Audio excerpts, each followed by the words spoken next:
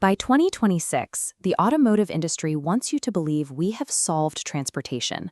We are building sleek, autonomous electric machines guided by artificial intelligence, capable of routing themselves with mathematical precision. But sit inside one of these machines at 5:30 p.m. on a Tuesday, and you experience a very different reality. You spend your commute staring at a wall of brake lights, trapped in a claustrophobic crawl, moving slower than a horse. We have successfully upgraded the computer inside the car to 21st century standards, yet the physical corridor that car operates in feels completely disconnected from that progress, obsolete, rigid, and stubbornly inefficient. Throwing better technology at a traffic jam does not actually fix the jam.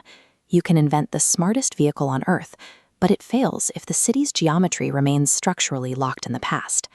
Take a look at this image from the late 1800s. The standard urban grid you see here was engineered specifically for the speed and scale of streetcars and walking pedestrians.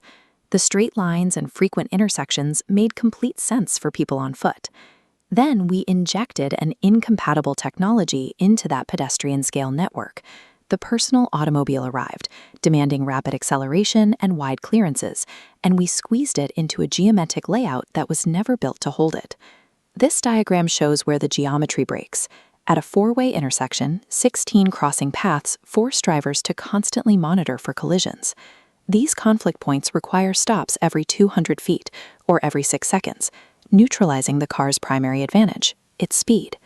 Logic dictates that we should just rip up the inefficient grid and redraw the map to fit the machines we actually drive. But a hidden, nearly indestructible barrier makes that physically impossible. If you want to know why we can't change the streets, you have to look down. Beneath your tires, past the modern asphalt, there is a vast, hidden structural world supporting the entire surface. These are the historical remnants, immense brick barrel vaults and early sewer systems built deep in the 19th century. They form a structural superfoam, acting as the literal foundation for the modern avenues above. The scale of these early excavations is massive. What we think of as solid ground is often just an illusion. Our modern streets are essentially the roofs of these permanent historical caverns. You cannot redesign the city layout because the street itself cannot be moved. Shifting a road by even a few feet would mean collapsing the fragile, century-old masonry that holds the surrounding metropolis. This physical trap created a phenomenon known as institutional path dependency. The brick and dirt below served as the ultimate authority for the invisible legal boundaries drawn on the surface. Early water mains were strictly routed to align with the unmovable underground brick vaults. Decades later, power lines were snaked along those exact same narrow routes. Eventually, surface property lines and zoning laws were drawn directly over those buried utilities, mirroring the 19th century pipes. Realizing the urban core was completely fossilized, planners escaped to the new suburban cul-de-sacs designed to prioritize the flow and safety of the car without the constraints of an old grid. The suburbs successfully evolved to accommodate automotive speed, but the urban core remained trapped, frozen in place by the immovable alliance of 19th century bricks and 20th century bureaucracy. We have to stop thinking of the modern city as a blank canvas. It is a continuously running operating system built on legacy code that can never be entirely deleted. If we want to survive in this environment, we can't fight the physical boundaries. Instead, we have to hack the geometry of the historic grid.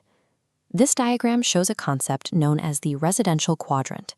It is a method of keeping the historic grid totally intact on the outside, while radically changing how traffic flows on the inside. Arterial roads handle heavy, fast-moving traffic on the perimeter, but inside the quadrant, we deliberately close off specific internal intersections, blocking through traffic and creating modern loops out of old straight lines. This model strikes a functional balance. It provides the efficiency needed for modern vehicles, while completely respecting the unyielding physical preservation of the 19th century street structure beneath it. Reclaiming this internal grid space creates a sanctuary where natural environments and pedestrian paths return to the urban fabric, shielded from the heavy perimeter flow. True urban innovation isn't about paving over history. It relies on forcing technology to adapt to these organic, established environments. Because of this path dependency, the real cities of our future will never look like frictionless science fiction renders. Progress is a beautifully messy compromise. We are building a society of the future, but we will forever be forced to navigate it while walking atop the foundations, vaults, and blueprints of the past.